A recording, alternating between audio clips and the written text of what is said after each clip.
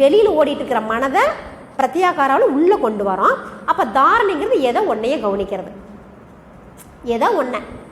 இப்போ ஒன்றும் இல்லை, நாம் வீட்டில் சமைக்கிறோம்.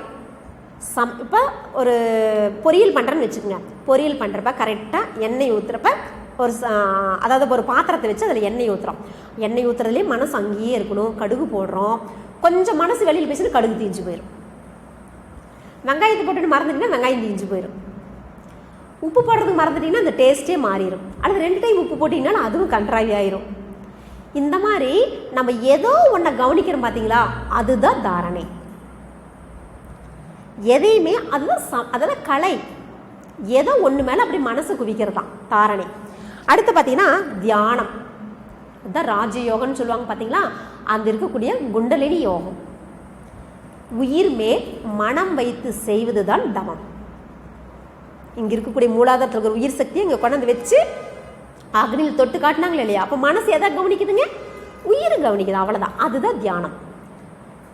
ஒன்றின் மேலேயே மனதை வைத்து கவனித்து அப்படியே இருக்கிறது தான். அடுத்தது சமாதி. 8வது யோகம் என்னங்க, சமாதி. சமம் ப்ளஸ் ஆதி சமாதி. ஆதிக்கு சமமான நிலைக்கு போகக்கூடியதான் சமாதி நிலை. எப்படிங்க, நமக்கெல்லாம் தெரிஞ்சு செத்தாதானே சமாதி ஆகும். வாழும் காலத்துலேயும் சமாதி அப்படின்னா வாழும் காலத்திலே நம்ம அந்த இறை உணர்வை அடைய வேண்டும். இதுதான் இந்த ஜீவாத்மாவை அந்த பரமாத்மாவுடன் இணைக்குதான் சமாதி நிலை. சரி, இந்த 8 அங்கங்களுக்கும் நம்ம மகரிஷியோட பயிற்சிகள் வரலாம். எல்லாத்துக்கும் பயிற்சி கொடுத்துட்டாரு. இப்போ இயமம் நியமம். இப்போ இங்கே வந்த உடனே என்ன பண்ணுறோம், ஃபஸ்ட்டு உட்காந்து கொஞ்சம் நம்ம என்ன பண்ணுறோம், உடலை தயார்படுத்திக்கிறோம் உடற்பயிற்சி செய்வதற்காக. அந்த உடற்பயிற்சி செய்யறது ஆசனம். அடுத்து நாடி சுத்தி பிராணாயாமம் செய்கிறோம். பிரத்யாகாரா உங்களுக்கு என்ன பண்ணுறாங்க, ஏதோ வெளி உலகத்திலிருந்து அப்படியே மனசையெல்லாம் கொண்டு வந்து ஒரே இடத்துல தொட்டு தியானம் கவனிக்கிறோம். அப்படி இந்த தியானத்துலேயே அப்படியே ஆக்னி துரியம் அப்படியே துரியாதீத தவம் செய்கிறீங்க. இப்போ ஐயா செஞ்சார் பார்த்தீங்களா, அந்த துரியாதீத தவத்தில் சுத்த வெளி தவம் அப்படிங்க சொல்லக்கூடிய அந்த சக்திகள தவத்தில் என்ன பண்ணிட்டு இருக்கோம், நம்ம மனசு கொண்டு போய் இறைவனோட சேர்க்கிறோம். அப்போ நீயும் நானும் ஒன்றே அப்படின்னு அந்த சமமான நிலைக்கு போகிறப்ப தான் அது சமாதி நிலை. இந்த மாதிரி யோகம் அப்படிங்கிறது பார்த்தீங்கன்னா 8 அங்கங்களையும் உள்ளடக்கிதுங்க. இதுதான் அஷ்டாங்க யோகம் அப்படின்னு சொல்கிறோம். அப்போ இந்த யோகம் அப்படின்னு பார்த்தீங்கன்னா நம்ம இன்னும் நம்ம மெய்ப்பொருளோடு இணைஞ்சிட்டுமா, அதாவது இந்த ஜீவாத்மாவை பரமாத்மாவோடு இணைக்கிறோமா அப்படின்னா முயற்சி தான் பண்ணிகிட்டு இருக்கிறோம். ஓகேங்களா, முயற்சி தான் பண்ணிகிட்டு இருக்கிறோம். இப்போ நம்ம எல்லாம் மனம் புறத்தே தேடிட்டே இருக்குது. அந்த தியானம் அப்படின்னாவே வெளியில் இருக்கிற மனதை உள்ள ஒடுக்கி திருப்பணும். ஆனால் மனம் உள்ளே போகுதுங்களா, அதான் கடவுள். கட ப்ளஸ் உள், கடந்து உள்ளே போ அப்படிங்கிறாங்க. நாம் கடவுள்னா அதான் அந்த கோயில் அந்த சாமி இருக்கிறாருங்க, இந்த கோயில் இந்த சாமி இருக்கிறாருங்க அப்படின்னு இந்த மனம் புறத்தே தான் தேடிட்டு இருக்குது. இன்னுமே புறத்தே தேடிட்டு இருக்குது. அப்போ கடவுளை புறத்தே தேடுற வரைக்கும் நம்ம என்ன பண்ண முடியாதுங்க, அந்த யோகம் அந்த இணைதல் நடக்கவே நடக்காது. உள்ள என்னைக்கு திருப்புறீங்களோ அன்னைக்கு யோகம். ஓகேங்களா, அதுதான் யோகம். அப்போ நம்ம வெளியில் தேடிட்டு இருக்கிற வரைக்கும் கடவுளை எங்கே போய் தேடுறது? இப்போ இந்த கடவுள் அப்படின்னு ஒரு பெரிய குழப்பந்தாங்க. கடவுள் இருக்கிறாரா இல்லையா, இருக்கான்னு சொன்னாலும் என்ன சொல்கிறாங்க, இங்கே காட்டுங்கிறாங்க. இல்லைன்னு சொன்னாலும் அதை நிரூபிக்க முடியல. இப்போலாம் பாருங்கள் ஒரு புது ட்ரெண்ட், நான் தான் கடவுள் புதுசு புதுசாக உருவாகிறாங்க. அப்போ அந்த கடவுள் அப்படின்னாவே எப்பயுமே என்னங்க, அதாவது life is always problem, God is always confusion. அப்போ வாழ்க்கை என்றால் பிரச்சனை தான், கடவுள் என்றால் குழப்பம்தான். இன்னும் இதுக்கு சரியான தீர்வு யாராவது சொல்லியிருக்காங்களாங்க? பக்தி மார்க்கத்தில் கடவுளை பக்தியின் மூலம் கடவுளை அறியலாம். இப்போ நம்ம ஞான மார்க்கத்துக்கு வந்துட்டோம். இங்கே ஞானத்தால் கடவுளை உணரலாம். ஆனால் கடவுள் இன்னும் தேடிட்டு தான் இருக்கிறோம். எது தெய்வம், எது கடவுள்? கடவுளில் நம்மளுக்கு நம்ம கண்ணுக்கு முன்னாடி வந்து காட்சி கொடுக்கணும். இங்கே பாருமா, நான் தான் மாரியம்மா வந்திருக்கிறேன், நான் தான் காளியம்மா வந்திருக்கிறேன் அப்படின்னு சொல்லிட்டு நமக்கு முன்னாடி காட்சி கொடுத்தா தான் ஓ இதுதான் கடவுளா அப்படின்னு நினைக்கிறோம். அப்போ இதுக்கு பாருங்க ஒரு குட்டி கதை. ஒரு ஆசிரமத்தில் ஒரு குருவும் ஒரு சீடன் இருக்கிறாங்க. அப்போ அந்த குரு அந்த சீடனுக்கு எல்லா கலைகளையும் சொல்லி கொடுக்குறார். அந்த சீடனும் ரொம்ப நிம்மதியாக அமைதியாக சந்தோஷமாக வாழ்ந்துட்டுருக்கிறான். அவன் ஒரு வருடத்திற்கு ஒரு முறை 2 முறை போய் அவங்க அம்மா அப்பா பார்க்கறதுக்காக வீட்டுக்கு போவான். அந்த முறையை அவன் என்ன பண்ணுறான், குருக்கிட்ட கேட்குறான், குருவே நான் வந்து ஊருக்கு போய் அம்மா அப்பாவையெல்லாம் பார்த்துட்டு வரேங்க அப்படிங்கிறான். ஓகேப்பா அப்படியாப்பா நீ போயிட்டு வா அப்படிங்கிறாரு. அப்போ அவனுக்கு ஒரு சந்தேகம் வந்துருச்சு. குருவிட்டு கேட்குறான், குருவே எனக்கு ஒரே ஒரு சந்தேகம் அப்படிங்காட்டி சொல்லுப்பா அப்படிங்கிறாரு. வேற ஒன்றும் இல்லை, எனக்கு எல்லாம் கற்றுக் கொடுத்துட்டீங்க, ஆனால் கடவுள் யாருன்னு எனக்கு கற்றுக் கொடுக்கவே இல்லையே, அப்போ கடவுள்னு யாருங்க அப்படின்னு கேட்குறாரு. குரு ஒரு சின்ன க்ளூ கொடுக்குறாரு. அப்படியாப்பா உன் மனசில் இது ஒரு பெரிய சந்தேகமாக இருக்குதா, வேற ஒன்றுமே இல்லை. இப்போ நீ வெளியில் போகிறீல்ல, ஊருக்கு போகிறீல்ல, நீ பாரு போகிற வழியில் யார் வலதுகால் செருப்பை இடதுகால்லையும் இடதுகால் செருப்பை வலதுகாலையும் போட்டிருக்காங்களோ அவங்க தான் கடவுள் அப்படின்றாரு குரு. சீடனுக்கு ஒரே சந்தோஷங்க. அப்பா இன்னைக்கு குரு சொல்லிட்டார், நான் நீ கடவுளை பார்த்துருவேன், நான் நீ கடவுளை கண்டுபிடிச்சிருவேன், எல்லாத்தையும் சொல்லலாம், நான் கடவுளை கண்டுபிடிச்சிட்டேன் எல்லாத்தையும் சொல்லலாம் அப்படின்னு ரொம்ப சந்தோஷமாக குருவிட்ட ஆசீர்வாதம் வாங்கிட்டு ஊருக்கு போகிறான். அவன் போகிறப்பெல்லாம் அவன் என்ன பண்ணுறாங்க, எல்லாத்தையும் காலையே பார்த்துட்டு போகிறான். யாராவது செருப்பு மாற்றி போட்டிருப்பாங்களா அப்படின்ட்டு. அப்படி யாராவது மாற்றி போடுவாங்களாங்க?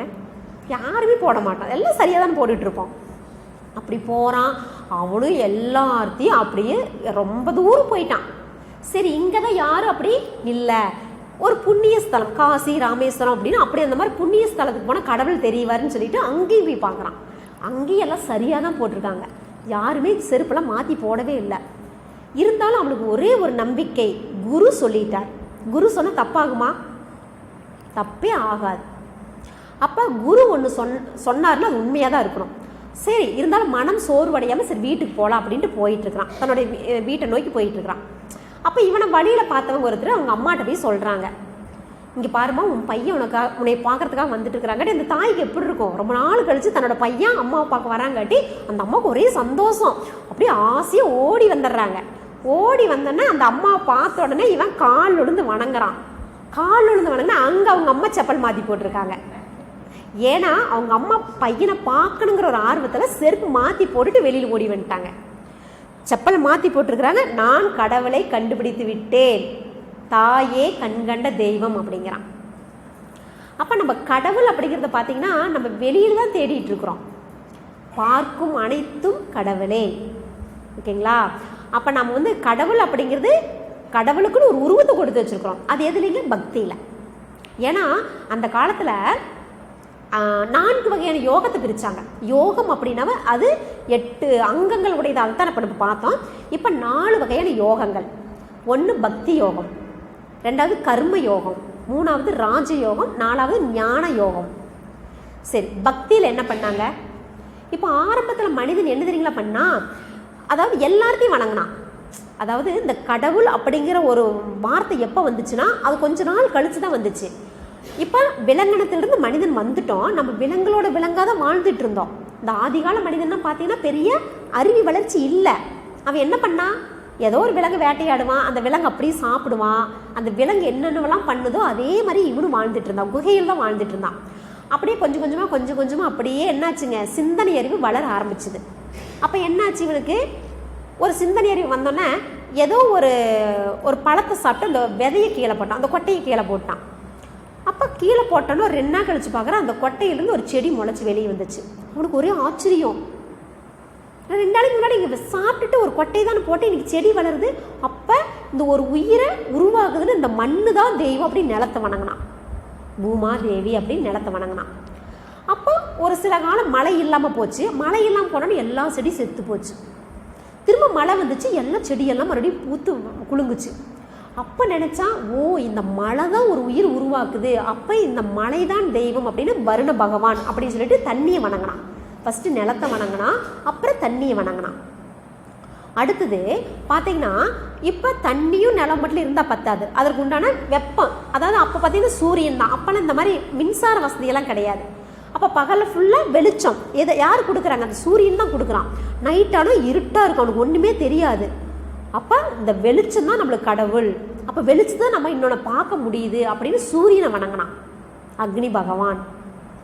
அடுத்து பார்த்தீங்கன்னா என்னாச்சுங்க, அந்த காலத்தில் வந்து பார்த்தீங்கன்னா ஒருத்தன் அந்த என்ன, அது ஒரு மனிதன் ஏதோ ஒரு காரணத்துக்காக அடித்து இறந்துருவாங்க. அப்போ இறந்த உடனே அவன் உயிரோடு இருக்கிற வரைக்கும் இந்த மூக்கில் மூச்சு காற்று வந்துட்டு இருக்கும். செத்தவனை போய் இங்கே கை வச்சு பார்த்தான். அன்றைக்கெல்லாம் இந்த போஸ்ட்மார்ட்டம் ரிப்போர்ட்லாம் கிடையாது. இங்கே கை வச்சு பார்த்தா மூச்சு வரல. ஐயோ, இந்த காற்று தான் உயிர், இந்த காற்று இல்லாட்டி நம்ம செத்து போயிடும் அப்படின்னு சொல்லிட்டு காற்றையும் வணங்கினான். வருண பகவான் அப்படின்னு சொல்லிட்டு, சரி வாயு பகவான் அப்படின்னு சொல்லிட்டு அதையும் வணங்கினான். அப்போ நிலத்தை வணங்கினான், நீரை வணங்கினான், நெருப்பை வணங்கினான், காற்றையும் வணங்கினான்.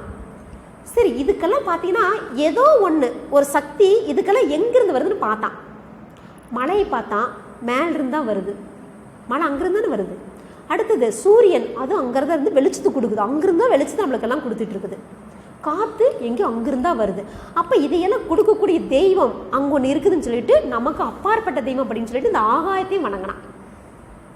இப்படி தான் பஞ்சபூதங்களை நம் மனிதன் ஃபஸ்ட்டு கடவுள் வழிபாடாக வச்சான். அப்புறம் தான் என்னாச்சுங்க, ஒரு அந்தந்த காலத்தில் வாழ்ந்த சித்தர்கள் என்ன பண்ணாங்க, கொஞ்சம் இந்த ஒரு தெய்வம் அப்படின்னு ஒன்று இருக்குது ஆனால் அது உருவம் இல்லை அப்படின்னு சொன்னாங்க. அப்போ அந்த சிந்தனை அறிவு வளராத காலத்தில் அதை நம்ப மறுத்துட்டாங்க. இந்த மனம் கண்ணால் பார்த்தா மட்டும்தான் நம்பு, உருவமே இல்லைப்பா இதுதான் கடவுள்னா மனம் நம்புமா? அதற்காக கொண்டு வந்ததான் பக்தி மார்க்கம், அதுதான் பக்தி யோகம். சரி, பக்தியில் என்ன நடக்குதுங்க? இப்போ ஒரு ஆலயத்தை உருவாக்கினான், அதில் ஒரு சில விக்கிரகங்கள் வச்சோம், உருவத்தை வச்சோம். இப்போ அதுவும் பார்த்தீங்கன்னா எதுவும் ஒரே உருவமாக வச்சுருக்குறோம் நம்ம சௌரியத்துக்கு. அதாவது நமக்கு எப்படியெல்லாம் வேணுமோ அந்த உருவத்தை பார்த்து வணங்குறப்ப நம்மளுக்கு சில சங்கல்பம் வேண்டுதல்கள் இருக்குது. அப்போ நம்மளுக்கு ஒரு வீரம் வேணுமா, ஆஞ்சநேயர் வணங்கு, அதுக்கு நான் ஆஞ்சநேயரை படைச்சிட்டான். எனக்கு நிறைய பணம் காசுலாம் வேணுமா, மகாலட்சுமி. அப்போ நல்லா படிக்கணுமா, சரஸ்வதி. இந்த மாதிரி நம்மளுடைய அதுக்கு என்னென்னவெல்லாம், அதான் சொல்லுவாங்க 7 சம்பத்துகள் அப்படின்னு சொல்லுவாங்க. அந்த சம்பத்துகள் நமக்கு வேணும், அதுக்கு தகுந்த உருவத்தையெல்லாம் படைச்சு வணங்க ஆரம்பித்தான். இதுதான் பக்தியில் நடந்தது. அப்போ பக்தியில் என்ன நடந்ததுன்னா, ஒரு ஆசையை காட்டி ஒரு பயத்தை உருவாக்கினார்கள். இப்போ ஒரு குழந்தை இருக்குது, நம்ம என்ன பண்ணுறோம், ஃபஸ்ட்டு அவங்களுக்கு கோயிலுக்கு கூட்டிகிட்டு போகிறோம். கோயிலுக்கு கூட்டிகிட்டு போனால் அந்த குழந்தைக்கு என்ன தெரியுங்களா சொல்லி கொடுக்குறோம், இங்கே பாருமா இதுதான் சாமி, இதுதான் கடவுள், நல்லா வேண்டிக்கோ, நீ என்ன வேணுனாலும் சாமி கொடுக்கும் அப்படின்னு ஆசையை காட்டிட்டோம். கூட ஒரு பயத்தையும் காட்டணும், நீ தப்பு பண்ணக்கூடாது, தப்பு பண்ண அந்த சாமி கண்ணை குத்திரும் அப்படின்னு ஒரு பயத்தையும் காட்டினாங்களா. அப்போ ஆலயம் அப்படிங்கிறது அவங்களுக்கு என்ன பண்ணாங்க, ஒரு ஆசையை காட்டி ஒரு பயத்தையும் காட்டினாங்க. இதுதான் பக்தியில் நடந்துட்டு இருந்துச்சு. இது எது வரைக்குங்க, இப்போ ஒரு 14-15 வயசு, அந்த குழந்தைக்கு ஒரு 14-15 வயசு ஆகுது. இப்போ போய் அந்த குழந்தைய அந்த கோயிலுக்கு கூட்டிகிட்டு போய் இங்கே பார்ப்பான் இதுதான் சாமி வேண்டிக்கோ, நீ தப்பு பண்ணால் சாமி கண்ணை குத்திருன்னா அவன் திரும்பி நம்மளை ஒரு மாதிரி பார்ப்பான், குத்துமா எந்த கையில் எப்படி குத்துன்னு கேட்பான். அப்போ அந்த அதாவது பக்தி யோகம் அப்படிங்கிறது சிந்தனை அறிவு வளராத காலத்தில், சிந்தனை அறிவு வளராது இருக்கக்கூடிய வயதில் அறிவில் வளர்ச்சி பெற்றவங்க சொல்கிறத கேட்கதான் பக்தி மார்க்கம், அதுதான் நம்பிக்கை. அங்கே சரணாகதி. இங்கே பாருப்பா சாமிகிட்ட போய் நம்ம என்ன பண்ணுறோம், எல்லாம் கொட்டிடுறோம். நம்ம மனசில் இருக்கிறதெல்லாம் ஒரு ஆள் கிடச்சதுன்னு வச்சுங்க இன்றைக்கெல்லாம் கொட்டி தீர்த்துருவோம். ஏன்னா நம்ம கதையை கேட்குறதுக்கு இங்கே யாரும் ரெடியே இல்லை, இருக்கிறது ஒரே ஒரு ஆள், அவர் தான். அவர் சிவனேன்னு உட்காந்துட்டு இருக்கிறாரு. ஆனால் அவர் கிடச்சிட்டாருன்னு வச்சுங்க, என்னென்னவெல்லாம் திட்டணுமோ அல்லது என்னென்னவெல்லாம் சொல்லணுமோ, இங்கே பாருப்பா எல்லாம் உனக்கு இதெல்லாம் எனக்கு கேட்டுட்டேன், எல்லாம் பண்ணி கொடுத்துரு. உனக்கு நான் என்ன பண்ணுறேன், ஒன்றா கோயில் இவ்வளோ காசு போட்டுறேன், உண்டியில் 1.25 ரூபா ஒரு துணியில் முடிஞ்சு உண்டியில் போட்டுட்டு இவன் கேட்பான் 1 கோடி ரூபாய்க்கு பட்ஜெட்டில் கேட்பான். நம்மளால எவ்வளோ ஒரு செல்ஃபிஸாக இருக்கிறோம் பாருங்க. அப்போ நாம் கொடுக்குற 1.25 ரூபாய்க்கு அவர் எல்லாம் நம்மளுக்கு கொடுக்கணும், அப்படி தான் போய் திட்டிகிட்டே கேட்குறோம். அப்புறம் மிரட்டுவோம், இங்கே பாரு நீ கொடுக்கணும் அப்படின்னு சொல்லிட்டு கொஞ்சம் அதிகாரம் பண்ணுவோம். அப்போ பக்தியில் இதுதான் நடக்குது. நம்ம அங்கே வந்து பார்த்திங்கன்னா 1 கோரிக்கை, 2வது காணிக்கை. கோரிக்கை வைக்கிறோம், அதுக்கு ஈக்குவலாக கொஞ்சம் காணிக்கை வச்சிடறோம். இதுதான் அங்கே நடக்குது பக்தியில். அப்போ பக்திங்கிறது ஆரம்ப காலத்தில் வேணும் தான். ஆனால் அடுத்தது பார்த்திங்கன்னா கர்மம், கர்ம யோகம். கர்மம் அப்படின்னா தெரியும், நம்மளுடைய செயல்கள் தான். அப்போ இந்த நம்மளுடைய செயல்கள் எப்படி இருக்கணும், அந்த செயல்களை ஒரு திருத்தம் வரணும். பண்ணுறதெல்லாம் தப்பு, ஆனால் வர்றதெல்லாம் நல்லதாக வரணும். தப்பு கணக்கிட்டு தானொன்று எதிர்பார்த்தால் ஒப்பமும் இயற்கை விதி. பண்ணுறதெல்லாம் என்னென்னவோ பண்ணுவோம், ஆனால் சாமிகிட்ட இங்கே பாருப்பா நான் செஞ்சது தப்பு தானே மன்னிச்சுக்கோ, ஆனால் தண்டனை கொடுத்துறாத. இதுக்கு தான் கிறிஸ்டியனில் பார்த்தீங்கன்னா பாவம் மன்னிப்புனே ஒருத்தர் உட்காந்துட்டு இருப்பார். நம்ம என்ன பாவம் செஞ்சுட்டு போனாலும் அதை மன்னிச்சிடுவார் அவர்.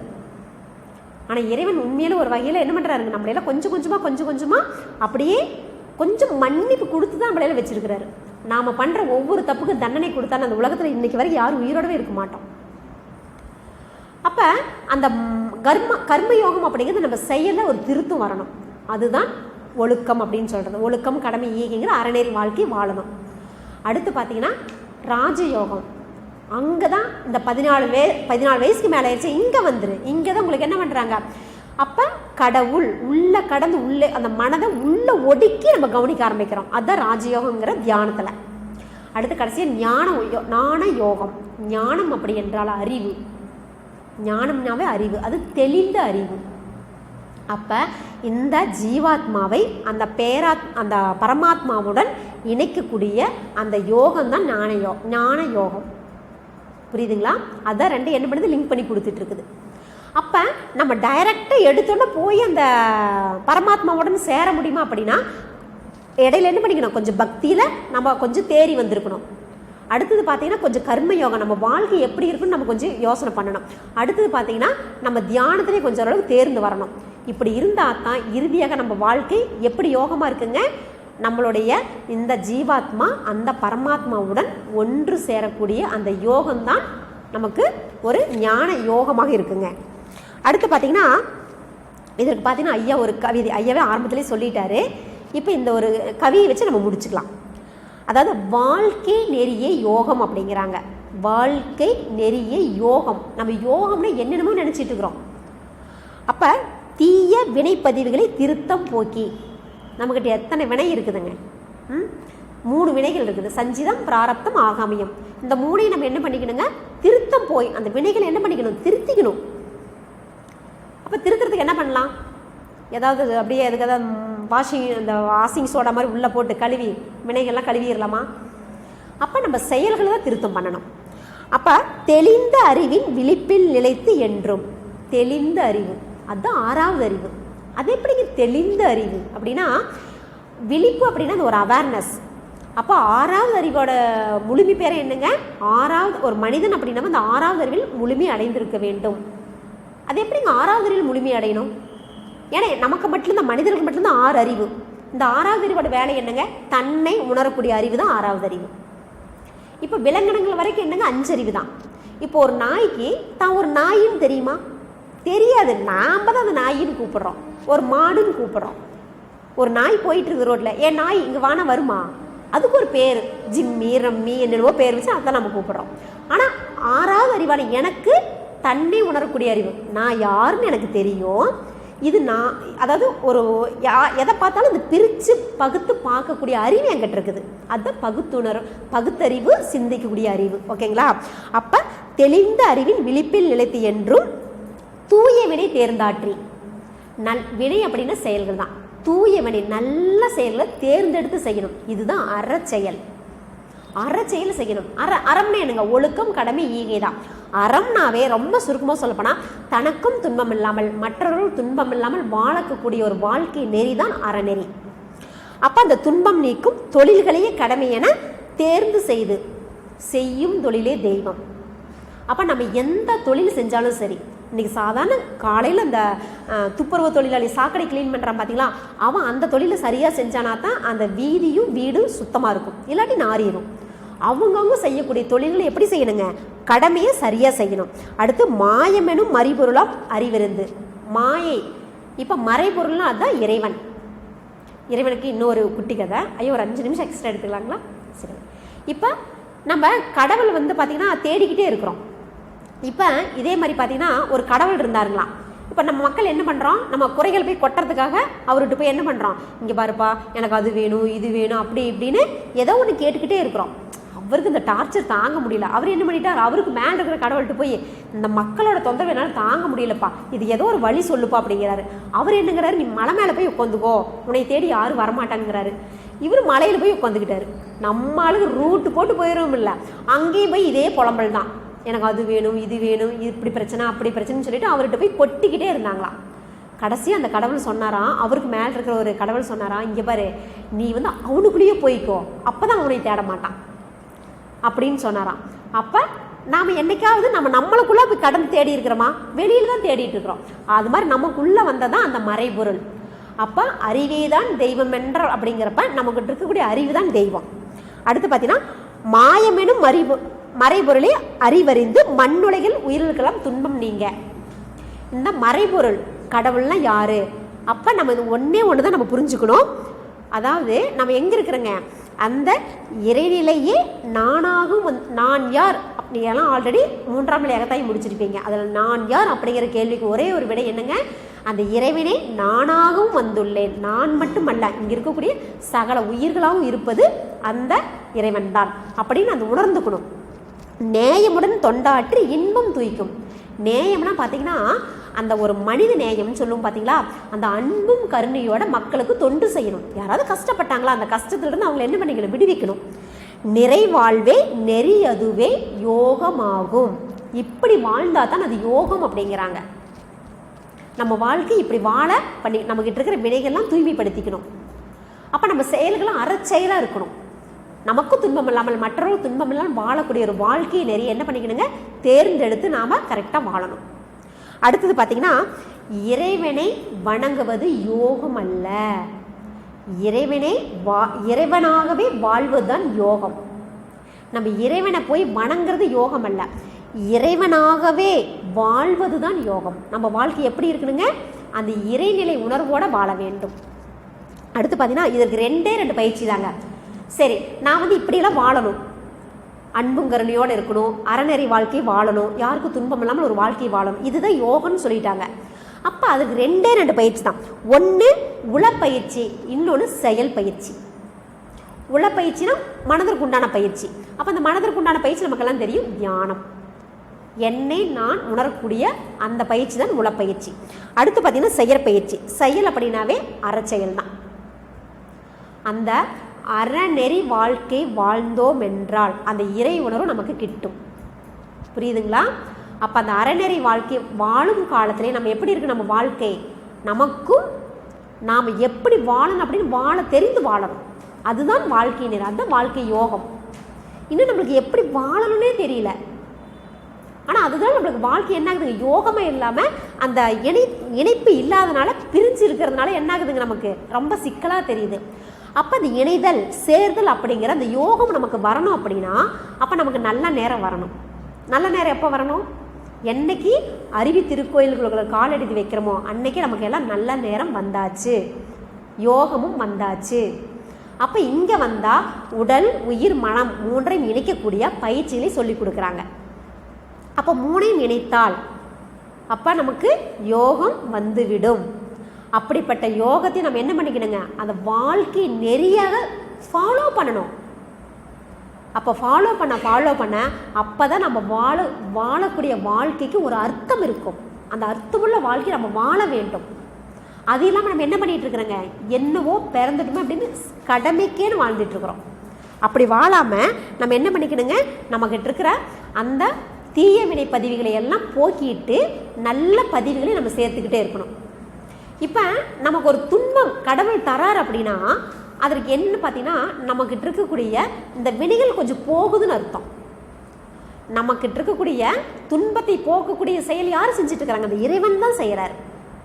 இப்போ இது ஒரு குட்டி கதைங்க, இதை மட்டும் சொல்லிட்டு நிறைவு பண்ணிக்கலாம்.